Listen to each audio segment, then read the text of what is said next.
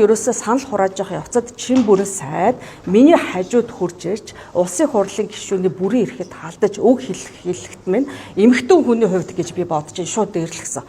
Хохин шүү. Аятайхан байгаарэ чи зүгээр гэж надад олон одоо замлал хэлсэн үгнүүдийг хэллээ. Би одоо ч гэсэн би анх удаа би Монголд ирээд одоо эх орондоо гэж хэлэх юм одоо ийм сэтгэл зүйн баримт дарамтланд орж үзэж байна. Тэндээс Лувсан жамц гишүүн хурж ирж та одоо яагаад ингэж зарчмын шаардлага тавьж байгаа хад ийм яриад байгаа юм бэ? Зүгээр байгаа чи эмэгтэй хүнтэй яагаад ингэж харьцаж байгаа гэж босч ирж эр хүний хувьд одоо ингэж хэлж яриаггүй бол юугаар төгс байсан мэдэхгүй. Би одоо ч гэсэн сэтгэл санааны хувьд айгуу тийм айтстай хүүтстэй энэ дээр тэгтээ чимээгүй байх уу? Салбараа бодох уу? Салбарын асуудлуудыг ярих тусам нэр хүнд мууддаг учраас эсвэл энийг одоо асуудал болгож гарах уугүй гэдэг бас нэлээд бодлоо.